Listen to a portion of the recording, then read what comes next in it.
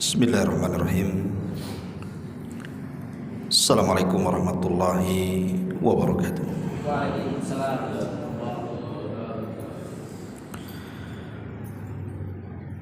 Alhamdulillah. Alhamdulillahilladzi hamdan katsiran tayyiban mubarakan fi kama yuhibbu rabbuna wa yarda. Asyhadu an la ilaha illallah wahdahu rabbi la syarika lah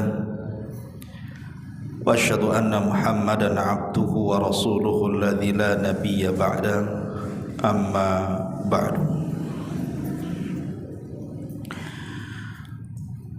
Alhamdulillah, segala puja dan puji hanya milik Allah subhanahu wa ta'ala. Salawat dan juga salam kita tetap curahkan dan limpahkan keharibaan baginda kita Nabi besar Muhammad sallallahu alaihi wa ala alihi wasallam. Ma'asyiral muslimin yang dimuliakan Allah subhanahu wa ta'ala, pembahasan di malam hari ini kita akan membahas amalan yang sangat ringan sekali, tetapi mendulang pahala yang sangat besar. Kalau kita mau mengamalkan amalan ini khususnya di 4 tempat, maka kita dinyatakan sebagai adz-dzakirunallaha katsiran, orang yang banyak melakukan zikir atau disebut dengan ahli zikir. Bagaimana caranya supaya kita disebut ahli zikir? Maka lakukan zikir di 4 tempat setiap hari. Maka kalau kita melakukannya, maka kita sudah dianggap adz-dzakirunallaha katsiran, orang yang banyak melakukan zikir kepada Allah subhanahu wa ta'ala. Ma'asyiral muslimin yang dimuliakan Allah subhanahu wa ta'ala, amalan yang paling mudah dari seluruh amalan yang Allah bebankan kepada kita adalah zikrullah azza wa jalla, berzikir kepada Allah azza wa jalla. Al-Imam Ibnul Qayyim rahimahullahu ta'ala ketika menyebutkan faedah zikir, beliau mengatakan anna dzikra yuyassirul abda wa huwa qa'idun ala firashihi wa fi suqihi wa fi hali sihhatihi wa saqamihi wa fi hali ni'amihi wa ladzatihi wa ma'ashihi wa qiyamihi wa qu'udihi wa tija'ihi wa safarihi wa iqamatihi. Falaysa fil a'mali syai'un ya'ummul awqat wal ahwal mithlahu hatta innahu yuyassirul abda wa huwa na'imun ala firashihi fayasbiqul qa'im ma'al ghaflah fayusbihu hadhan na'im wa qad qata'a ar-raqbu wa huwa mustalkin ala firashihi wa yusbihu dhalikal qa'im al-ghafil fi saqatir raqbi wa dhalika fadlullahi yu'tihi man yasha. Kata Imam Ibnul Qayyim rahimahullahu ta'ala, zikir ini adalah amalan yang sangat mudah sekali. Bisa dilakukan dengan duduk di atas pembaringan, bisa dilakukan di pasar, bisa dalam keadaan sehat ataupun sakit, bisa dalam keadaan diberikan nikmat ataupun tidak, bahkan bisa dilakukan dalam posisi berdiri, duduk, berbaring, safar ataupun ketika mukim. Maka tidak ada amalan yang mencakup seluruh waktu dan keadaan melebihi orang yang berzikir. Sampai zikir ini memberikan keutamaan orang yang tidur di atas pembaringannya lebih utama dibandingkan orang yang terjaga dalam perjalanannya. Dan itulah keutamaan yang Allah berikan kepada setiap hambanya yang dikehendaki. Subhanallah, ini perkataan bagus sekali. Ma'asyiral muslimin yang dimuliakan Allah Azza wa Jalla, kalau anda haji, anda harus mengumpulkan harta, kemudian harus lelah letih dalam perjalanannya. Kalau kita puasa, kita harus menahan lapar sejak terbit fajar sampai terbenam matahari. Kalau kita salat, kita pun harus bergerak berwudu. Bahkan dalam satu hari kita harus bergerak selama 5 kali. Begitu juga zakat, kita harus mengumpulkan harta yang banyak. Kemudian baru setelah nisab dan haulnya tercukupi, baru kita keluarkan zakat. Tapi tidak dengan zikir.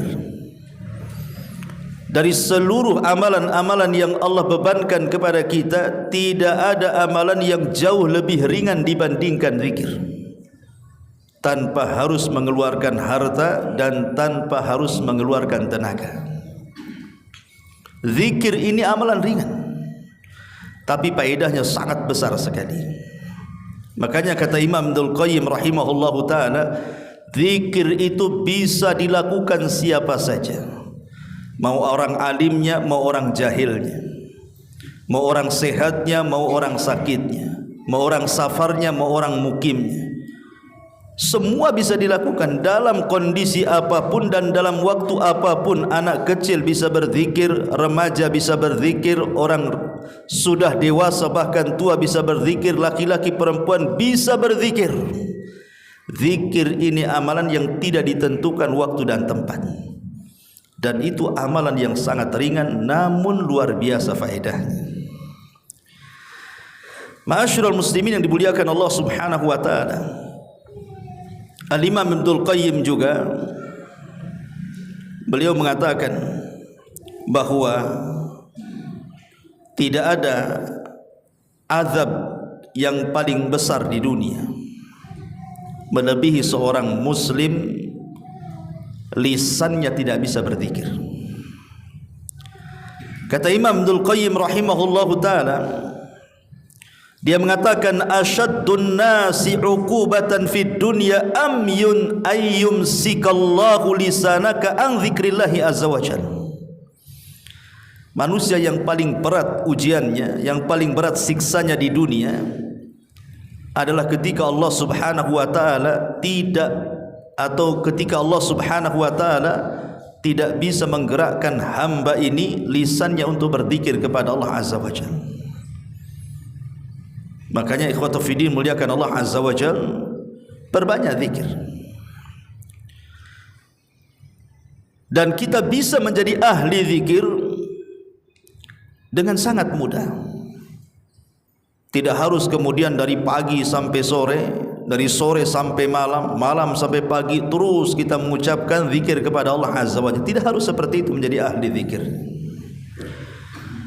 Tapi kalau kita ingin menjadi ahli zikir, maka lakukan zikir di 4 tempat ini dan jangan ditinggalkan. Ma'asyiral muslimin yang dimuliakan Allah Azza wa Jalla, Abdullah ibn Abbas radhiyallahu anhuma mengatakan, ketika memberikan catatan kepada ayat uzkurullaha dzikran katsira, berzikirlah kepada Allah dengan zikir yang banyak, maka beliau mengatakan annahum yadhkurunallaha fi adbaris salawati wa ghuduwan wa ashiyan wa hiya adhkarus sabahi wal masai wa fil madhaji'i idza aradu an-naum wa kullama istayqadha min naumihi wa kullama ghada aw raha min manzilihi dzakarallaha azza wa jalla. Kata Imam Ibnul Qayyim rahimahullahu ta'ala, kalau kita ingin disebut ahli zikir, maka cukup anda berzikir di 4 tempat. Pertama, berzikirlah setiap selesai solat wajib. Jangan tinggalkan zikir selepas solat wajib. Satu. Kemudian yang kedua, wa ghuduwan wa asyiyah wa hiya adhkarus sabahi wal masi. Jangan tinggalkan zikir pagi dan petang. Ada namanya zikir pagi, ada namanya zikir petang. Kemudian yang ketiga, wa fil madhaji idza aradun nauma.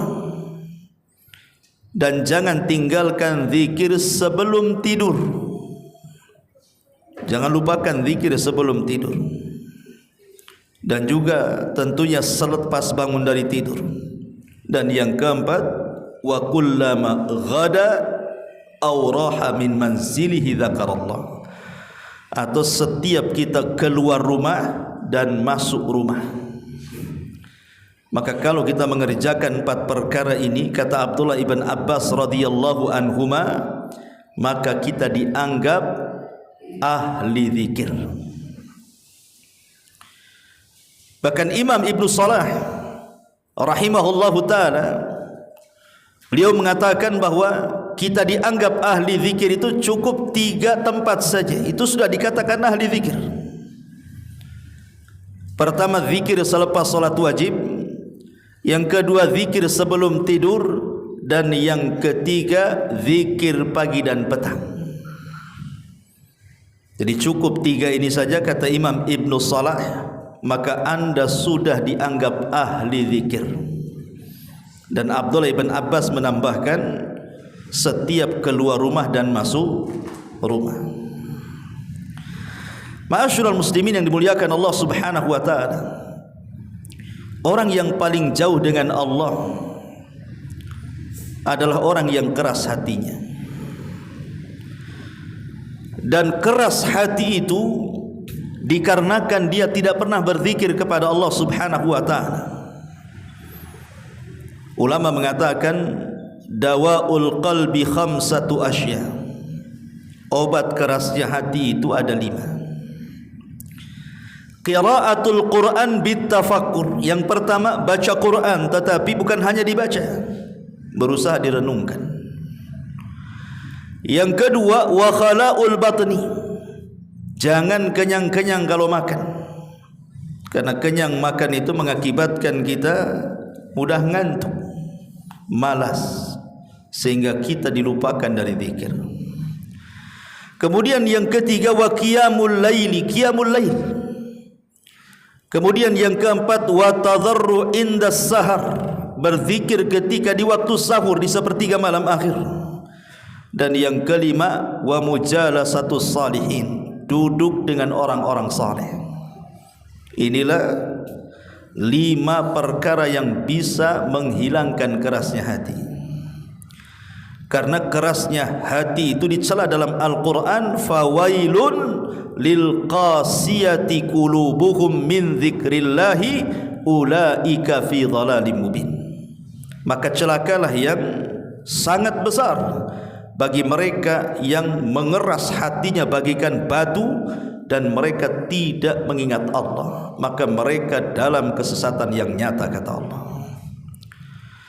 Ma'asyiral muslimin yang dimuliakan Allah Subhanahu wa taala, makanya kedekatan seorang hamba dengan Allah itu ketika hati tenang.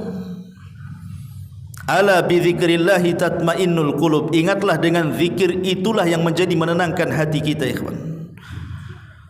Artinya makna kebalikan daripada ayat ini, orang yang tidak pernah berzikir berarti tidak tenang. Ketika tidak tenang, banyak masalah yang dia akan hadapi.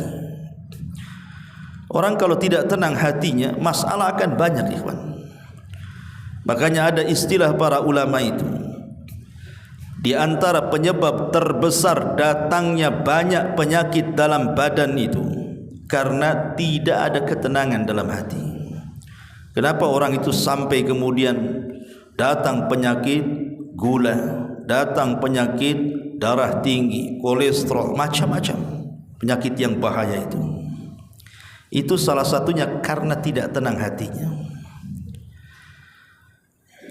Makanya kenapa kata para ulama, tenangkan hati dengan cara berzikir kepada Allah Subhanahu wa taala. Kalau seseorang kemudian mulai tidak tenang hatinya, memikirkan sesuatu yang belum terjadi, kan ada orang stres itu kan memikirkan perkara yang belum terjadi kan. Takut miskin, takut sakit, takut ini dan itu. Hakikatnya orang yang takut itu dapat musibah 2 kali. Kalau dia takut miskin, hakikatnya dia sedang miskin. Kalau dia takut sakit, hakikatnya dia sedang sakit. Kalau dia tidak takut bahagia, memang dia sedang tidak bahagia. Coba bayangkan ya, kalau antum umpamanya takut sesuatu yang belum terjadi, anggap saja takut masa depan, mikir macam mana makan, ekonomi dan begitu seterusnya. Ketika kita berfikir sesuatu yang belum terjadi, dari kefakiran, dari sakit dan begitu seterusnya, hakikatnya telah tercabut satu kebahagiaan. Karena itu kan belum terjadi, ngapain dipikirin? Gara-gara dipikirin jadi stres jadinya kan. Yang kedua, ketika dia berfikir seperti itu, harusnya dia bahagia, tercabut kebahagiaannya. Jadi stres mikir masa depan, hari ini dia berfikir stres juga, 2 kali stres dia jadinya. Makanya kemudian kalau kemudian setan sudah memberikan was-was kepada kita, berzikirlah kepada Allah. Imam Syafi'i rahimahullahu ta'ala pernah ditanya, wahai Imam Syafi'i, kenapa orang itu bisa suudzon kepada Allah, bisa berburuk sangka kepada Allah, itu kenapa? Kan banyak orang berburuk sangka itu. Hari ini banyak, bahkan mungkin di antara kita ada yang berburuk sangka kepada Allah Azza wa Jalla.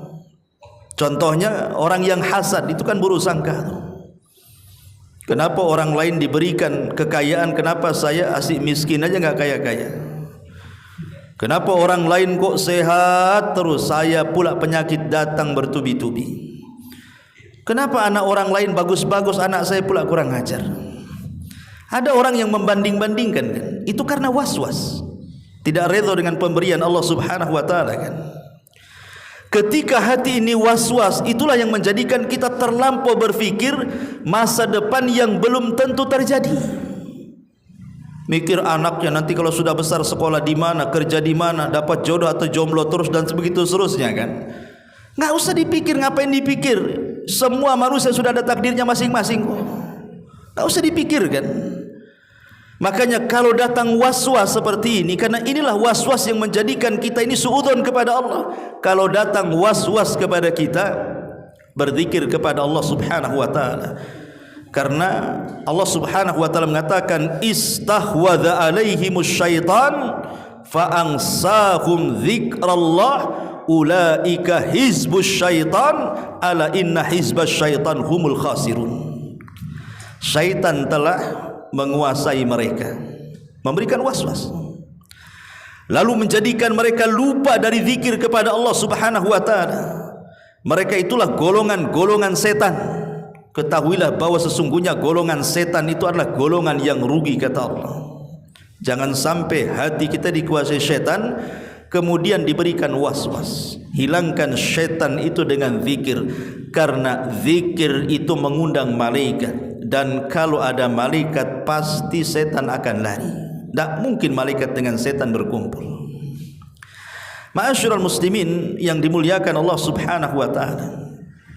Bahkan Nabi SAW sampai mengatakan permisalan orang yang berzikir dengan orang yang tidak berzikir itu seperti orang yang hidup dan mati.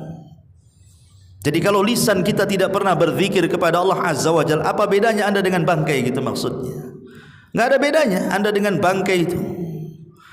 Maka perbedaan orang yang hidup dengan bangkai yang sudah mati itu adalah ketika lisannya berzikir kepada Allah Azza wa Jalla. Bahkan dalam hadis, rumah yang tidak dizikiri, maksudnya tidak berzikir dalam rumah tersebut seperti rumah roboh, walaupun rumah itu semegah-megahnya sekalipun. Rasul mengatakan itu seperti rumah roboh tuh, kosong, gak ada penghuninya, seperti rumah tua, rumah besetan, berhantu. Ma'asyiral muslimin yang dimuliakan Allah Azza wa Jalla, sedikit saya akan menjelaskan beberapa keutamaan zikir lalu masuk ke pembahasan. Nabi SAW bersabda, "Idza marartum bi riyadil jannati fartau." Kalau kalian lewat di satu taman dari taman-taman sorga, singgah di situ. Di dunia ikhwan, terkadang beberapa negara mereka menciptakan taman-taman indah supaya orang datang dari mana-mana kan, wisata-wisata itu datang. Oh, di sana jangankan lagi di mancanegara, di negara kita saja. Di daerah-daerah itu kan biasanya ada tempat rekreasi dengan pemandangan yang indah, dengan taman yang indah. Terkadang kita harus mengumpulkan uang tuh. Tahun ini kita harus ke sana tuh. Tahun ini harus ke curug sana, curug sini. Tahun ini harus ke mana tuh? Pancuran. Ya, tahun ini harus ke Jabal Uhud. Di situ ada apa tuh? Telaga Biru. Sana nggak perlu modal, jalan kaki. Tapi maksudnya terkadang ada orang itu ngumpulin duit, lo bayangkan, hanya untuk memanjakan pandangan kita, memandang pemandangan yang indah kan. Tetapi ma'asyiral muslimin, pemandangan-pemandangan di dunia, taman-taman di dunia itu tidak seindah taman surga. Tidak seindah taman surga, enggak ada apa-apanya. Tetapi hari-hari kita ini disodorkan taman-taman surga. Di mana-mana, alhamdulillah di Batam ini banyak taman-taman surga. Kata Nabi sallallahu alaihi wasallam, "Idza marartum bi riyadil jannati farta'u." Kalau kalian lewat di taman-taman surga, singgahlah kau di situ, duduk-duduklah di situ, nikmati kau di situ. Sahabat bertanya, "Wa mariyadul jannah?" Apa itu taman-taman surga itu wahai Rasul? Maka Nabi SAW hilaqul dzikri, beliau bersabda, halaqah-halaqah orang yang berkumpul dalam rangka mengingat Allah Azza wa Jalla. Kata Imam Nawawi rahimahullahu ta'ala, maksudnya hilaqul dzikri adalah majlis-majlis ilmu. Itulah halaqul dzikri, orang yang berzikir kepada Allah. Seperti antum duduk nih, hakikatnya di taman surga. Ya. Cuman kan masalahnya Nabi SAW mengatakan taman surga di sini tidak ditampakkan tamannya kan gitu. Ya hanya ditampakkan karpet masjid aja. Ya kan? Dan kadang alhamdulillah sini tidak ada tiang ya kawan. Kalau ada tiang antum masuk pertama cari tiang pasti. Kan cari tiang. Kayak di Masjid Muhajirin itu kan tiang banyak kali itu. Kalau ngaji semua kayaknya sudah ada posnya di situ. Ini kapling saya udah menengah, udahlah ngorok lah di situ. Ma'asyiral muslimin yang dimuliakan Allah Azza wa Jalla. Bahkan Syekhul Islam Ibn Taimiyah rahimahullahu taala mempermisalkan, "Adz-dzikru lil qalbi mithlul ma'i lis-samaki. Fa kaifa yakunu halus samaki idza faraqal ma'?" Kata Imam Ibn Taimiyah rahimahullahu ta'ala, kedudukan zikir dalam hati kita itu seperti ikan dimasukkan ke dalam akuarium. Coba kalau ikan keluar dari air, maka dia akan loncat sana loncat sini kan. Tapi kalau dia sudah dimasukkan ke dalam air, tenang rasanya. Itulah kedudukan zikir kepada hati, bagaikan ikan di dalam air, tenang rasanya. Dia tidak kepo lagi. Tetapi orang yang jarang berzikir itu seperti antum nangkap burung liar, dimasukkan ke dalam sangkar. Burung liar antum baru tangkap, masukkan ke sangkar. Dia enggak kerasan di sangkar, biasa dihirup di alam liar. Pasti dia akan gerebak-gerebuk kan, cari tempat keluar dari situ. Kecuali kalau burungnya udah lama di situ. Tapi kalau burung liar dimasukkan, mana dia kerasan dalam sangkar. Itulah orang yang berzikir dengan orang yang tidak berzikir. Antum yang biasa ngaji, memang betul-betul dari rumah itu niat ngaji ke sini. Insya Allah antum bertahan di sini. Asal jangan lewat 2 jam aja. Ya. 1 jam lah biasa ngaji, bertahan lah antum di sini itu. Coba antum mencari kawan nggak pernah ngaji, aja tukang ojek tuh nggak pernah ngaji, atau siapalah antum dapat kawan, ayo kita ke Al-Fajri ngaji, nggak akan kerasan dia, nggak akan kerasan, pasti pantatnya goyang-goyang gitu, lama kali, padahal baru 2 menit. Kenapa? Karena dia tidak pernah terbiasa dengan zikir dia. Orang yang tidak berbiasa zikirnya seperti itu jadinya tuh, gerak maunya pergi saja.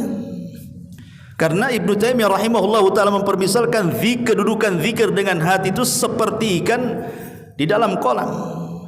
Dia akan senang, tenang gitu ya. Karena memang itulah tempatnya di situ.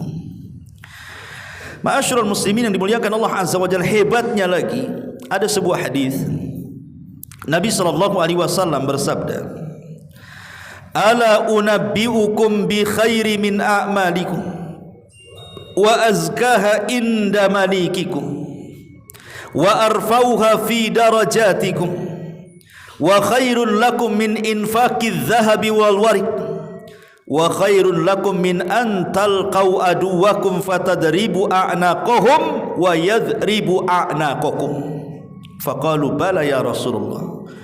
Faqala an-nabiy sallallahu alaihi wasallam dzikrullahi azza wa jalla. Kata Nabi SAW di hadapan para sahabatnya, maukah ku beritahu kalian satu dengan amalan terbaik yang kalian amalkan. 2, amalan ini bisa membersihkan hati-hati kalian di hadapan Rabb kalian. 3, amalan ini bisa mengangkat derajat-derajat kita kelak di surga Allah Subhanahu wa taala. Kemudian sudah 3 tuh, 4, dan amalan ini jauh lebih baik dibandingkan Anda keluarkan emas dan perak kemudian Anda sumbangkan semuanya. Kemudian yang 5, dan amalan ini jauh lebih baik dibandingkan berjihad Anda membunuh musuh atau Anda dibunuh musuh. 5 perkara ya kawan.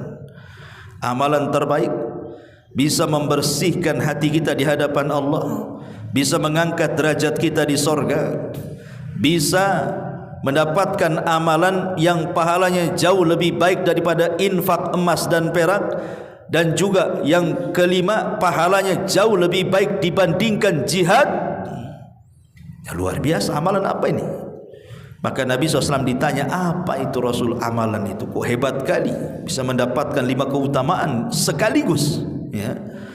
Maka Nabi SAW mengatakan, zikrullahi ta'ala, cukup berzikir. Sekali antum duduk, astaghfirullah, astaghfirullah, astaghfirullah, subhanallah, subhanallah, alhamdulillah, Allahu akbar, la ilaha illallah. Cukup duduk 5 menit saja, Anda sudah mendapatkan 5 keutamaan ini. Coba, amalan terbaik bisa membersihkan hati, bahkan bisa mengangkat derajat kita di sorga, lebih baik daripada amalan infak emas dan perak, bahkan lebih baik dibandingkan jihad.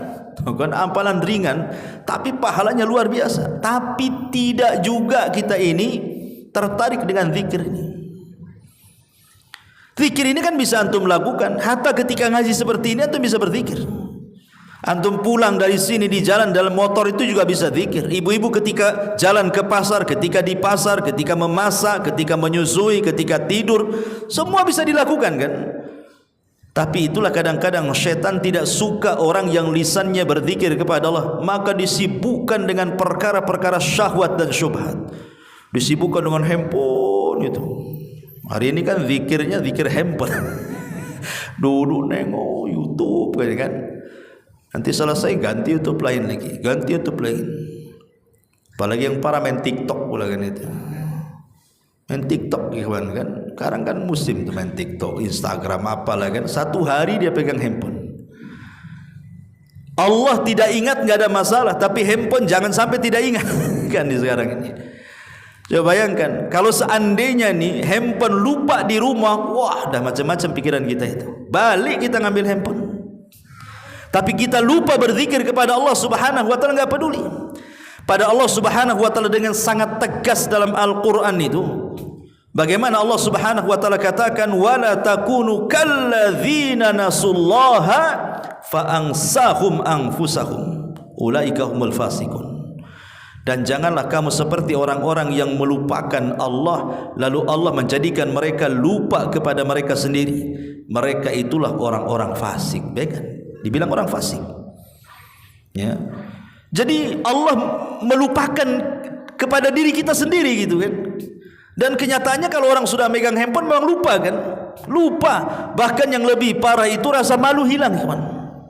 Dulu zaman belum ada handphone, kawan, kalau ada orang tertawa sendiri itu kita bilang gila. Gila itu. Kenapa? Ketawa sendiri. Sekarang orang handphone tuh di halayak ramai, tak tengok apa, ketawa dia sendiri kan. Enggak dibilang gila, karena sama-sama gila dengan sampingnya juga main handphone, masalahnya kan gitu. Tak mungkin orang gila bilang gila sama orang gila kan itu. Oh, semuanya gila. Hilang rasa malunya tuh. Nauzubillah. Ya. Bahkan saya lihat tuh, pernah lewat ya di gang itu, di perumahan, ada perempuan, ya, dia joget-joget, nggak ada musik, kenapa? Joget aja. Saya bilang, orang ini kok ngapain joget-joget sendiri? Rupanya ada handphone di depan. Oh, joget depan handphone, mungkin lagi main TikTok mungkin dia kan. Kita nggak tahu juga. Kok ada? Kalau orang joget-joget dulu dibilang gila orang dulu. Nah, sekarang nggak bisa. Ya, sekarang orang gila dibilang waras, orang waras dibilang gila. Kan itu dibalik sekarang kehidupan dunia ini. Ma'asyiral muslimin yang dimuliakan Allah Subhanahu wa taala. Para ulama berselisih pendapat memang tentang kapan orang itu disifatkan sebagai adz-dzakirin Allah katsira, ahli zikir. Kapan orang itu dikatakan ahli zikir? Memang terjadi khilaf ulama. Pertama, tadi pendapat Abdullah ibn Abbas radhiyallahu anhuma dan pendapat Imam Ibnu Salah bahwa cukup orang itu dikatakan ahli zikir kalau tidak meninggalkan zikir di 3 tempat atau di 4 tempat. Kalau Ibnu Salah mengatakan 1 zikir sebelum tidur, 2 zikir pagi dan petang, 3 zikir selepas salat wajib. Dan Abdullah ibn Abbas radhiyallahu anhuma dari kalangan sahabat menambahkan zikir ketika keluar rumah dan masuk rumah. Kalau kita tidak meninggalkan 4 perkara ini, zikir sebelum tidur, zikir ketika pagi dan petang, zikir ketika keluar dan masuk ke dalam rumah, dan zikir selepas salat wajib, maka anda dikatakan adz-dzakirunallaha katsira, ahli zikir. Dan ahli zikir itu ikhwan selebritis langit. Antum akan disebut-sebut nama antum di atas langit sana. Allah akan menyebut kita di hadapan para malaikat Jibril, Mikail, Israfil, semua malaikat. Nama kita itu masyhur di langit. Itu ahli zikir itu. Memang dia tidak masyhur di dunia, tapi dia masyhur di langit. Itulah selebritis langit. Tetapi ada juga yang berpendapat, Al-Imam Al-Mujahid mengatakan, la yakunu minadz-dzakirin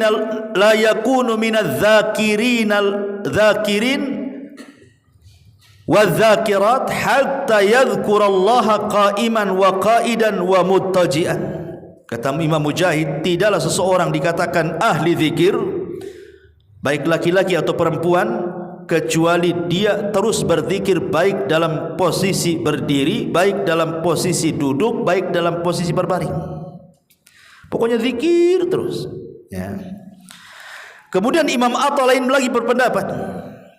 Dia mengatakan man shalla salawatil khams fi huquqiha fa huwa dakhilun fi qaulihi ta'ala wadh-dhakirina Allaha katsira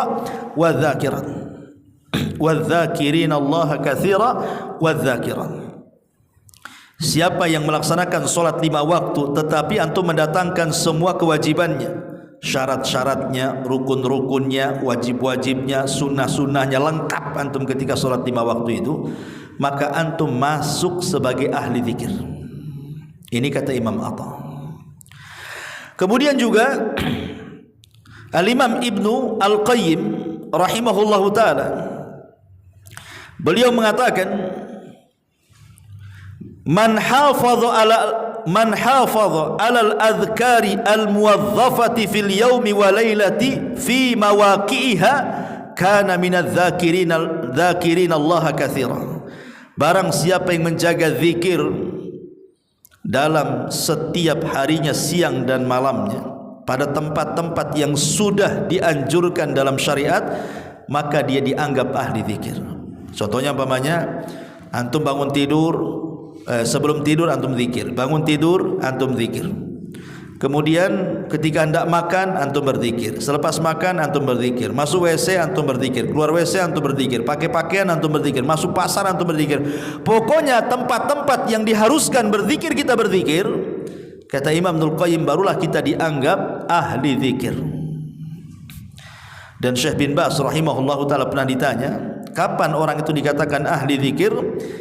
Maka ajab, dia menjawab, idza hafadha ala taatillahi wa rasulih wa taraka ma harramallahu wa rasuluh. Apabila dia menjaga ketaatan kepada Allah dan Rasulnya dan meninggalkan yang diharamkan Allah dan Rasulnya, maka dia dianggap ahli zikir.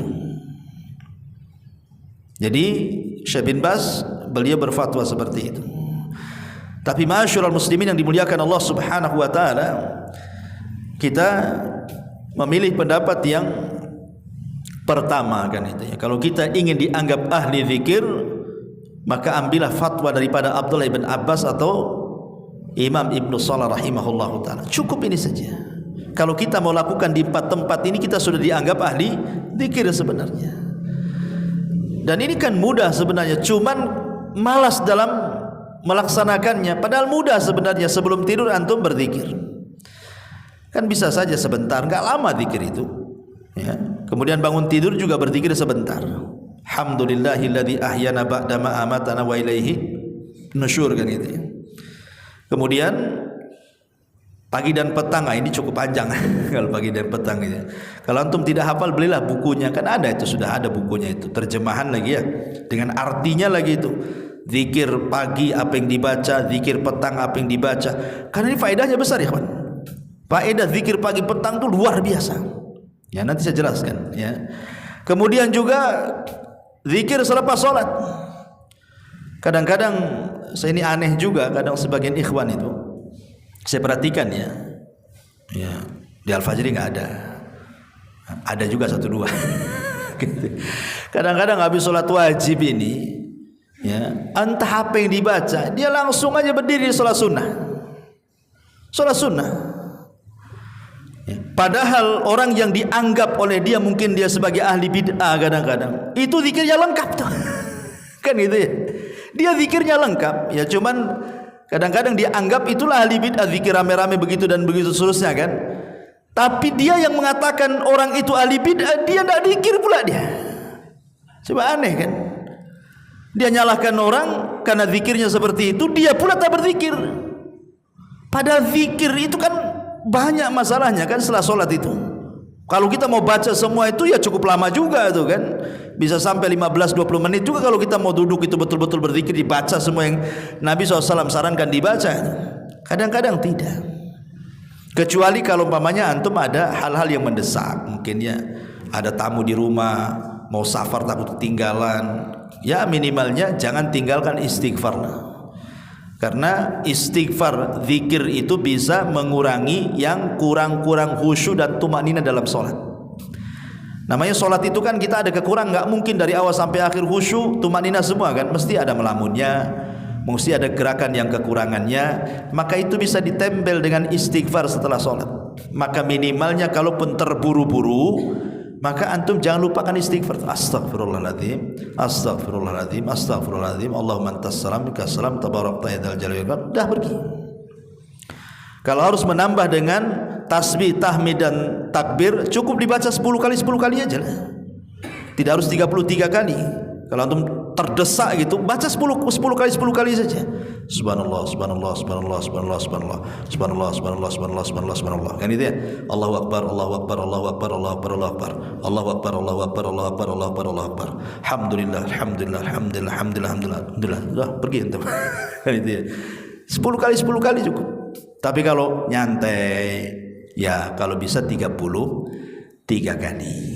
Ya, tasbih 33, tahmid 33, kemudian juga takbir 33 genapkan dengan la ilaha illallah 100. Atau bisa juga dengan tasbih 33, tahmid 33, takbir 34, 100 juga.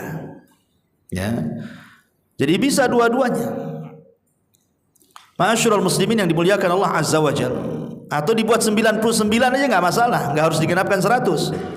Memang tasbih 33, takbir 33, tahmid 33. Kan ada 4 cara zikir setelah salat itu ketika baca takbir, tahmid dan tasbih itu. Ya. Baik. Ma'asyiral muslimin yang dimuliakan Allah Azza wa Jalla. Dan zikir ini ada 2 cara. Pertama, zikir yang menghubungkan lisan dengan hati, dan ini sebaik-baik zikir, menghubungkan lisan dengan hati. Dan yang kedua, zikir lisan tanpa hati. Maksudnya antum lagi main-main, lagi berkendaraan, lagi fokus gitu kan, takut nabrak, takut apa, enggak apa-apa dengan lisan, subhanallah, enggak ada masalah, walaupun tidak diresapi dengan hati. Ya. Walaupun sebaik-baiknya kalau kita bisa kemudian meresapi dengan hati karena paham maknanya. Kalau kita membaca subhanallah, kita paham apa makna subhanallah itu. Kalau kita mengucapkan alhamdulillah, kita paham makna alhamdulillah. Ketika kita mengucapkan Allahu Akbar, kita paham makna Allahu Akbar. Itu lebih baik lagi. Itu menggabungkan zikir lisan dengan hati itu. Tapi kalau memang kita tidak bisa khusus seperti itu, enggak apa-apa lisan kita saja. Apa salahnya kita berjalan, duduk, berbaring, masak, kalau wanita, pasar, semuanya. Lisan kita kalau bisa radban an dzikrillah, basah dengan zikir kepada Allah Subhanahu wa taala. Karena disebutkan dalam sebuah hadis Nabi sallallahu alaihi wasallam dari Abdullah ibn Bushr radhiyallahu an, seorang laki-laki datang kepada Rasulullah dan mengatakan, "Ya Rasulullah, inna syara'i al-Islam qad kasurat alayya." Rasul, syariat-syariat Islam yang kau tugaskan kepadaku sudah banyak dan aku bisa melakukan semuanya. Fa akhbirni bi syai'in atashabbathu fihi. Habarkan kepadaku amalan yang terus-menerus tidak ada hentinya. Maka Nabi SAW mengatakan, la yazalu lisanuka radban min dzikrillah. Kalau begitu jadikan lisanmu terus basah dengan zikir kepada Allah Azza wa Jalla. Itu amalan yang tidak ada jedanya enggak ada tuh. Kalau salat kan nunggu waktu. Ya, nunggu waktu zuhur ke asar, asar ke maghrib. Ini enggak, kalau ingin terus-terusan di ibadah, ya zikir aja lah tuh. Itu enggak ada waktu yang menentukan dia. Karena zikir tidak terbatas waktu dan tidak terbatas tempat. Ma'asyiral muslimin yang dimuliakan Allah Subhanahu wa taala. Adapun ancaman orang yang malas berzikir, disebutkan dalam sebuah ayat, tepatnya dalam surah Az-Zukhruf ayat 36 37. Wa man ya'shu an dzikrir rahmani nuqayyid lahu syaitanan fahuwa lahu qarin. Barang siapa yang berpaling dari mengingat Rabbnya, mengingat zat yang maha pemurah Allah Subhanahu wa ta'ala, maka kami akan berikan setan yang akan menyesatkannya. Maka setan itulah yang akan menjadi teman selama dia melakukan perjalanannya. Artinya akan terus menyertainya. Setan tidak akan lepas dari dia. Itulah orang yang tidak pernah berzikir, berarti dia menjadi temannya setan. Kemana-mana setan sama dia. Ya, cuman kan nggak nampak saja. Kalau nampak antum pergilah kan itu ya. Nah, setan nggak nampak. Kalau ditampakkan itu antum sedang berkawan dengan setan itu sebenarnya. Nah, itulah orang yang jauh dari zikir kepada Allah Azza wa Jalla. Bahkan yang lebih parah, Allah akan melupakan dia. Tadi sudah saya katakan, wala takunu kalladzina nasullaha fa ansahum anfusahum. Janganlah kamu seperti orang-orang yang lupa dengan Allah, lalu Allah menjadikan lupa kepada mereka sendiri. Allah lupa dengan kita, dan bahaya kalau lupa dengan kita, ya. Ma'asyiral muslimin yang dimuliakan Allah Azza wa Jalla. Dan yang paling bahaya lagi adalah, tadi saya sudah katakan di awal, hati kita akan keras. Hati kita akan keras sekeras-kerasnya, dan kalau sudah keras tidak ada ketenangan dalam hidup. Taib. sedikit kita akan bicara soal apa sih faedah zikir itu. Kenapa zikir ini teramat sangat istimewa? Apa faedahnya sebenarnya? Ma'asyiral muslimin yang dimuliakan Allah Azza wa Jalla, saya tidak menyebutkan nomornya, angka, karena banyak. Kita akan sebutkan begitu saja. Pertama, yatrud asyaitan, bisa mengusir setan. Zikir itu bisa mengusir setan. Kemudian juga zikir itu bisa mendapatkan keridhaan Ar-Rahman, Allah Subhanahu wa taala. Jadi Allah akan memberikan keridhaannya kepada kita. Dan kalau Allah sudah redha kepada kita, ikhwan, selesai urusan. Kalau Allah sudah redha dengan kita, pasti sesuatu yang kita minta pasti Allah kasih. Orang kalau sudah cinta dengan kita, ikhwan, apapun yang kita minta pasti dikasih. Walillahil matsalul a'la. Kemudian juga zikir bisa yuzilul ham wal gham anil qalbi, bisa menghilangkan stres, bingung, kesulitan dunia bisa hilang dengan zikir. Makanya ada hadis Nabi mengatakan apa? Man lazimal istighfar ja'alallahu min kulli hamin faraja wa min kulli dhikin makhraja wa razaqahu Allahu min haitsu la yahtasib. Siapa yang melazimkan membaca astagfirullah, astagfirullah, astagfirullah, Allah akan lapangkan hatinya yang sempit, Allah akan uraikan permasalahannya yang sulit, dan Allah akan berikan rizki dari arah yang tidak disangka-sangka. Yakin itu. Kalau kita banyak istighfar, ikhwan, pasti kesulitan kita sedikit demi sedikit terurai. Kemudian zikir juga yuqawwil qalba wal badan, bisa menguatkan hati dan badan. Seperti zikir apa? La haula wala quwata illa billah. Kalau kita yakin, kalau kita selalu membaca la haula wala quwata illa billah, ikhwan, ini bisa mengobati penyakit, ikhwan. Ketika Allah Subhanahu wa taala menciptakan arsy, kemudian Allah menciptakan malaikat pemikul arsy, apa kata Allah? Tugas kamu mikul ini, katanya. Kata malaikat arsy, mana sanggup saya memikul makhluk sebesar ini, kata malaikat arsy ini. Padahal besarnya malaikat arsy itu, kakinya sampai ke dasar bumi yang paling dalam, kemudian badannya menjulang melewati langit pertama sampai ke 7, sampai ke kursi, sampai ke sidratil muntaha, sampai ke sorga, sampai tanduknya, itulah yang memikul arsy itu. Segede gitu malaikat arsy, dan itu jumlahnya 8. Mereka gak sanggup. Kemudian Allah Subhanahu wa taala, kalau begitu ucapkan la haula wala quwata illa billah. Tidak ada daya dan kekuatan kecuali milik Allah. Maka malaikat pemikul arsy, mereka berzikir dengan la haula wala quwata illa billah, tiba-tiba Allah berikan kekuatan, dia bisa memikul arsy. Dari sini kata para ulama, kalau kita yakin dengan kalimat la haula wala quwata illa billah, dan itu jadikan zikir kita setiap hari, maka ini bisa menguatkan badan seperti kuatnya malaikat arsy pemikul ketika memikul arsy itu. Ya, cobalah kita berobat dengan cara berzikir. Kenapa kita tidak coba? Kalau kita sakit, baca la haula wala quwata illa terus gitu ya. Ini bisa menyehatkan badan, mencerdaskan pikiran. Ya. Karena di antara manfaat zikir itu yuqawwil qalba wal badan. Hati akan kuat, badan juga bisa kuat tuh. Kemudian juga yunawwir al-wajh wal qalb. Orang yang suka berzikir kepada itu bercahaya hatinya, bercahaya wajahnya, tidak suram, karena dia selalu mengingat Allah Subhanahu wa taala. Orang yang sering ibadah, ikhwan, nampak wajahnya. Ya, nampak wajahnya. Orang kalau sering berwudu satu hari 5 kali itu udah membersihkan wajah kita. Makanya lihat orang yang sholat dengan orang yang tidak sholat, nampak dari wajahnya kok. Tidak pernah sholat, suram.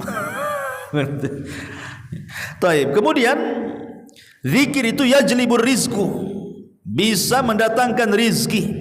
Memperbanyak zikir itu bisa mendatangkan rizki. Kemudian yurithuhul mahabbah, bisa melahirkan kecintaan kita kepada Allah Azza wa Jalla. Karena bentuk cinta kepada seseorang saja kita menyebut-nyebut orang yang kita cintai, kan. Man ahabba syai'an aktsara dzikrah. Barang siapa yang mencintai sesuatu, pasti sesuatu disebut-sebut sama dia tuh. Antum kalau suka dengan istri antum aja yang disebut. Ya. Maka orang yang cinta kepada Allah, bukti cinta adalah dengan menyebut namanya, dengan berzikir kepada Allah Subhanahu wa taala. Kemudian juga bisa mewariskan al-muraqabah, ihsan, seolah-olah dilihat Allah. Karena dia lisannya terus berzikir, maka dalam kehidupannya dia takut kalau dia maksiat. Ya, karena merasa diawasi oleh, kalaupun dia habis maksiat langsung istighfar. Astagfirullah, kenapa saya maksiat kan itu? Karena merasa diawasi Allah tuh. Ya. Kemudian juga bisa melahirkan kedekatan kita dengan Allah. Kemudian juga bisa menghidupkan hati. Saya katakan tadi, bisa menghidupkan hati, karena orang yang tidak berzikir di hatinya mati. Ketika hatinya mati susah mendapatkan nasihat. Makanya kalau kita ingin mudah mendapatkan nasihat, mudah mendapatkan hidayah, perbanyak zikir. Karena itu akan menghidupkan hati kita. Karena orang yang susah dinasihati itu jarang zikir itu. Kalau orang dinasihati itu paling susah sekali kan. Karena antum mungkin pengalaman nasihati keluarga. Karena ada di antara keluarga antum yang tidak sholat, antum suruh sholat, tak mau sholat kan gitu. Itu keras hatinya tuh, mati hatinya tuh. Kenapa? Karena tidak pernah berzikir dia. Ya. Kemudian juga bisa yuzilul wahsyah bainal abdi wa baina rabbi, bisa menghilangkan perasaan ketakutan antara hamba dengan Allah Azza wa Jalla, ataupun bisa menghilangkan rasa takut yang bersangatan kepada perkara-perkara dunia, dan dia akan tenang hatinya karena dia yakin ada Allah Subhanahu wa taala. Orang kalau bersandar kepada Allah, hilang rasa takutnya, kawan. Kenapa? Allah zat yang maha kuat, Allah zat yang maha kaya, Allah zat yang maha bisa melakukan segala-galanya, ala kulli syai'in qadir. Tapi kalau antum bersandar kepada pejabat turun, habislah antum. Antum bersandar kepada uang ludas, miskinlah, streslah antum. Antum bersandar kepada jenderal purnawirawan, antum lebih parah lagi kan itu, nggak ada backing lagi. Makanya kalau orang bersandar kepada Allah, Allah zat yang maha kuat, dia bisa menyakiti seluruh makhluknya, tapi makhluk tidak bisa menyakiti Allah Azza wa Jalla. Ya, kalau kita cari backing di dunia saja pasti cari backing yang kuat kan. Antum mau cari pengacara, tidak mungkinlah asal-asalan, pasti kalau bisa lawyer yang kondang, yang sering menang di pengadilan kan, supaya menang. Tetapi dibandingkan dengan Allah, mereka tidak ada apa-apanya, mereka makhluk Allah Azza wa Jalla. Kemudian juga zikir ini salah satu munjiat min adzabillah, penghilang ataupun penyelamat dari azab Allah Subhanahu wa taala. Bahkan zikir sababun nuzulis sakinah, sebab turunnya ketenangan hidup. Tadi saya suka katakan di awal, hari ini ikhwan, banyak orang stres itu masalahnya apa? Masalah ekonomi kan? Saya sudah jelaskan. Padahal harta itu nikmat Allah paling rendah. Harta benda yang kita miliki itu nikmat Allah yang paling rendah. Tapi nikmat Allah yang paling tinggi itu apa? Kesehatan. Dengan kesehatan itu kita bisa melakukan nikmat iman dan Islam. Ya. Tapi kenapa kemudian kita disibukkan memikirkan harta, akhirnya sakit? Hilang nikmat yang besar karena mengambil nikmat yang kecil kan? Makanya tadi saya katakan di awal, orang kalau bingung dengan kefakiran, memikirkan bagaimana masa depan, hakikatnya itulah yang menjadikan dia menghilangkan nikmat terbesar kesehatan. Karena akhirnya banyak penyakit itu datang. Karena pokok penyakit itu semua dari hati, kawan. Bukan faktor makanan. Makanan itu nomor berapa? Hati kalau tenang, senang, bahagia, itu penyakit jauh-jauh tuh. Tapi kalau hati stres, wah itu naik semua, kawan. Naik semua. Kolesterol naik, darah tinggi naik, nggak mau makan, nggak bisa tidur. Wah itulah penyakit datang di situ. Masa kita mengejar nikmat yang rendah, menghilangkan nikmat yang tinggi? Ya, makanya zikir ini bisa menjadikan kita tenang. Bahkan zikir ini juga bisa menjauhkan kita dari dosa-dosa lisan. Kalau kita sering berzikir kan lupa gibah kita. Tapi kalau kita lupa zikir, itu pula gibah yang dilakukan kan itu ya. Makanya mama di atas nih, kalau orang sering berzikir nggak mau gibah dia. Biasanya tukang gibah itu karena jarang zikir tuh. Ya zikirnya ya gibah tadi. Ya, nyebutin orang ini itu ini macam-macam. Orang jalan aja digibah. Ada ibu-ibu kulitnya hitam, bajunya putih. Apa ini hitam putih gitu? Padahal kenal pun tidak kan gitu ya. Hanya lewat bisa dikomentari loh sama ibu-ibu itu. Antum jangan salah.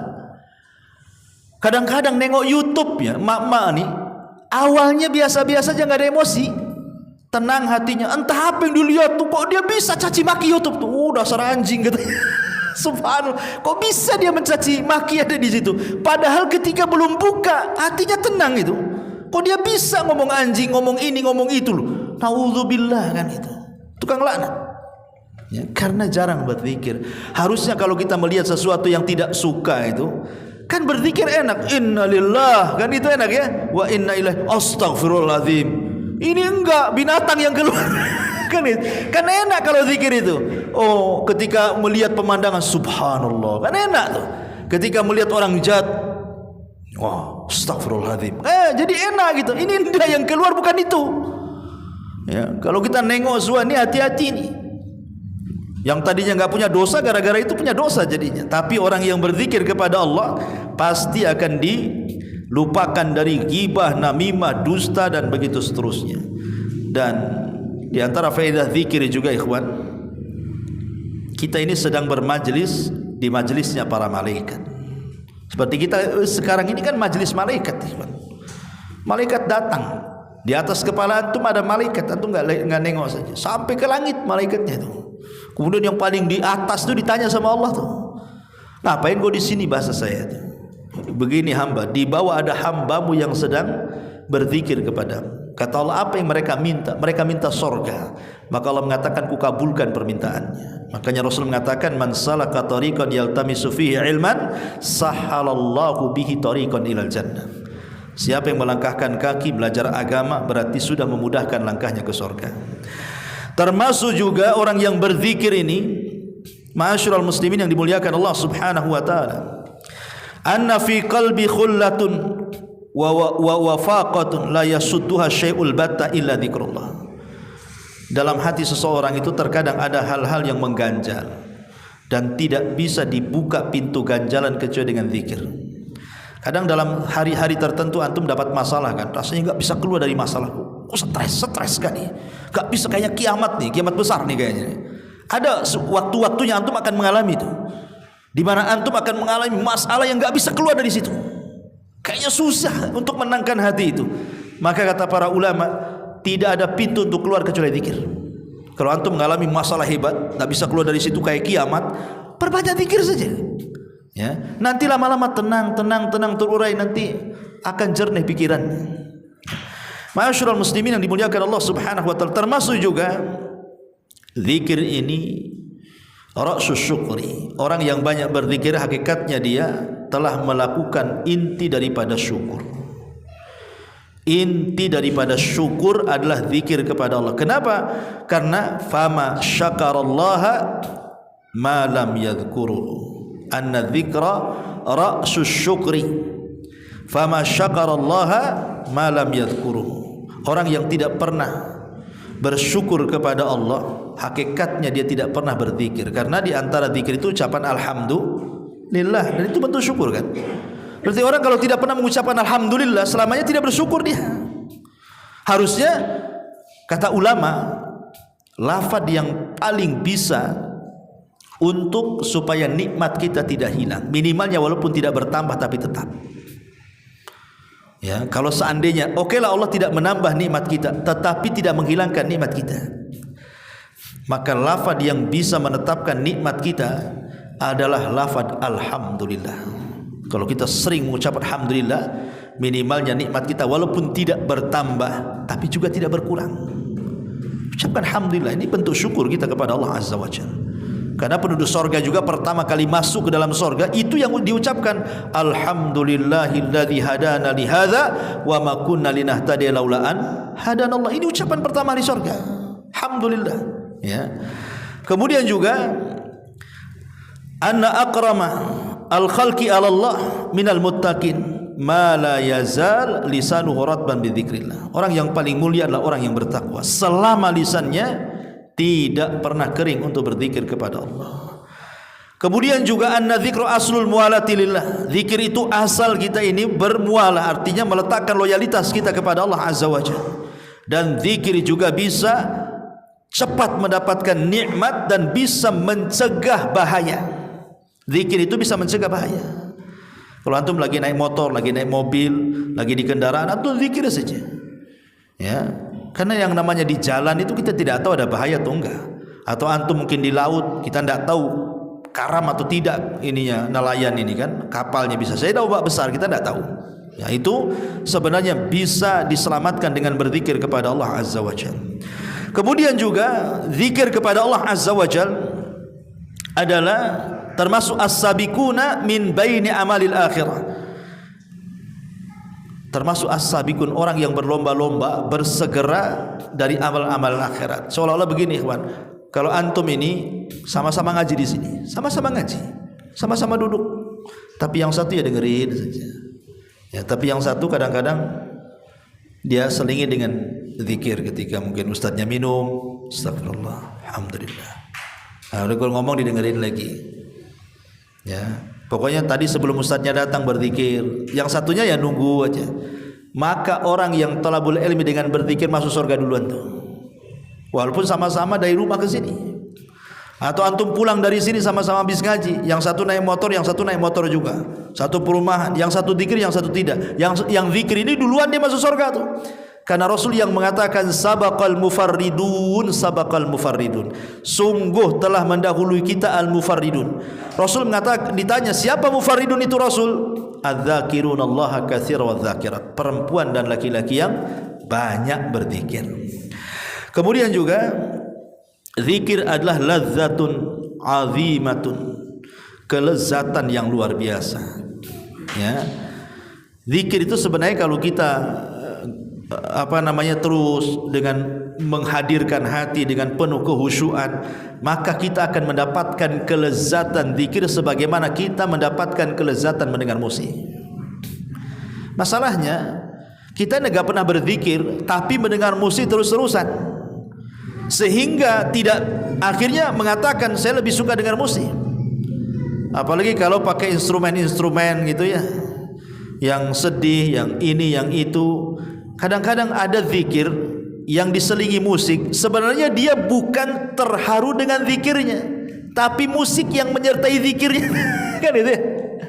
Kan ada orang yang ceramah atau apa gitu ya, ya kalau tanpa musik kita dengerin ya kayaknya ya gini-gini aja, rata aja ya bahasanya ya. Tapi ketika dikasih backsound musik, kayaknya lebih khusyuk dengerin itu. Sebenarnya ada khusyuk bukan dengar kajiannya, tapi musik yang menyertainya sebenarnya. Karena tidak mungkin musik dengan Quran itu bersatu. Ya. Masyaallah muslimin yang dimuliakan Allah, ini dah bahaya nih. Jadi antum bisa meneteskan air mata itu karena instrumennya kan gitu ya, bukan karena isi daripada ceramahnya. Masyaallah muslimin yang dimuliakan Allah Azza wa Jalla. Kemudian zikir juga sababul tasdiqir, itu sebab yang paling besar kita lebih bisa membenarkan Allah Subhanahu wa taala, dan yang lebih besar dibandingkan itu bahwa zikir adalah menyebabkan kita masuk ke dalam surga Allah Subhanahu wa taala. Wallahu a'lam bishawab. Saya kira ini yang bisa sampaikan, karena juga waktu cepat, enggak terasa gitu ya, sudah 1 jam lebih. Biasa sampai jam 9. Kalau diselesaikan jam 9 itu jadi 1 jam setengah jadi. Kalau setengah 10 2 jam kan itu. Ya, kalau 2 jam itu ya enggak paham antum sanggup atau enggak sanggup. Saya yakin enggak sanggup ya. Subhanallah bihamdika asyhadu an la ilaha illa anta astaghfiruka wa atubu ilaik. Wallahu taala alam. Assalamualaikum warahmatullahi wabarakatuh.